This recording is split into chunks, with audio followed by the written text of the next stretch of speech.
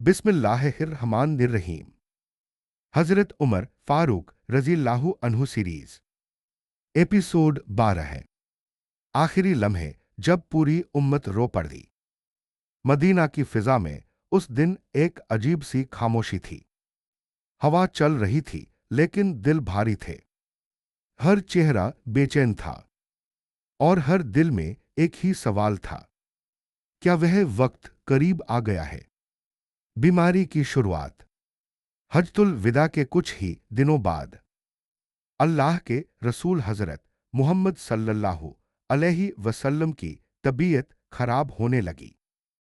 पहले हल्का बुखार था, फिर वह बढ़ने लगा और धीरे धीरे हालत गंभीर होने लगी। सहाबा किराम रज़ियल्लाहु अन्हुम यह देखकर बहुत परेशान थे, क्योंकि वह जानते थे कि यह कोई आम बीमारी नहीं है। मस्जिद में आखिरी हाजिरी।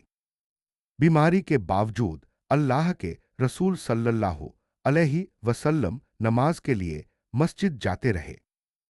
लेकिन एक दिन ऐसा आया जब वह चलकर मस्जिद तक नहीं जा सके। उन्होंने फरमाया, अबू बकर रज़ियल्लाहु अन्हु को कहो कि वह लोगों को नमाज पढ़ाए। यह एक बहुत बड़ा इशारा था। सहाबा की हालत। यह सुनकर सहाबा किराम रज़ियल्लाहु अन्हुम के दिल भर आए। हर कोई गम में था, हर कोई बेचैन था, लेकिन कोई यकीन नहीं करना चाहता था कि वह दिन इतना करीब आ चुका है। हजरत उमर फारूक रज़ियल्लाहु अन्हु। हजरत उमर फारूक रज़ियल्लाहु अन्हु का दिल इस खबर को स्वीकार नहीं कर पा रहा था। उनकी मोहब्बत अल्लाह के रसूल सल्लल्लाहु अलैहि वसल्लम से बहुत गहरी थी। वह यह सोच भी नहीं सकते थे कि अल्लाह के रसूल उनसे जुदा हो जाएंगे। आखिरी नसीहत। बीमारी के दौरान भी अल्लाह के रसूल सल्लल्लाहु अलैहि वसल्लम अपनी उम्मत को नसीहत करते रहे। उन्होंने बार बार फरमाया, नमाज का ख्याल रखना और अपने जिम्मेदार लोगों, गुलामों स्लाश कमजोरों का ख्याल रखना। यह उनके आखिरी पैगामों में से एक था। आखिरी लम्हा। फिर वह वक्त आया जिसने पूरी दुनिया को बदल दिया। अल्लाह के रसूल सल्लल्लाहु अलैहि वसल्लम इस दुनिया से पर्दा फरमा गए। मदीना का माहौल। जैसे ही यह खबर फैली, मदीना की फिजा बदल गई। हर तरफ सन्नाटा छा गया। लोगों को यकीन ही नहीं हो रहा था। कई सहाबा रो रहे थे, कई खामोश थे और कई सदमे में थे। हजरत उमर रज़ियल्लाहु अन्हु का जज्बा। इस वक्त हजरत उमर फारूक रज़ियल्लाहु अन्हु खड़े हुए और कहा, जो कहेगा कि अल्लाह के रसूल सल्लल्लाहु अलैहि वसल्लम का इंतकाल हो गया है, मैं उसकी गर्दन मार दूंगा। उनका दिल यह बात मानने को तैयार ही नहीं था। यह उनकी मोहब्बत और दर्द का इजहार था। हजरत अबू बकर सिद्दीक रज़ियल्लाहु अन्हु। फिर हजरत अबू बकर सिद्दीक रज़ियल्लाहु अन्हु आगे आए। उन्होंने लोगों को संबोधित किया और फरमाया, जो मुहम्मद सल्लल्लाहु अलैहि वसल्लम की इबादत करता था, वह जान ले कि मुहम्मद सल्लल्लाहु अलैहि वसल्लम का इंतकाल हो चुका है।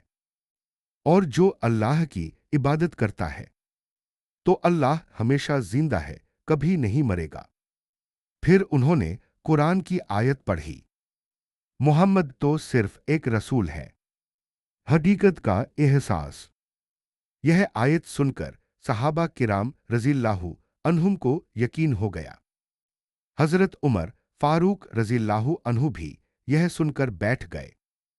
उनकी टांगों में ताकत नहीं रही। उनकी आंखों से आंसू बहने लगे। अब उन्हें हकीकत का एहसास हो चुका था।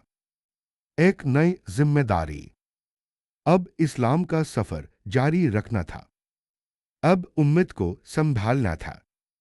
और अब सहाबा किराम रज़ियल्लाहु अन्हुम को वह जिम्मेदारी उठानी थी जो बहुत बड़ी थी।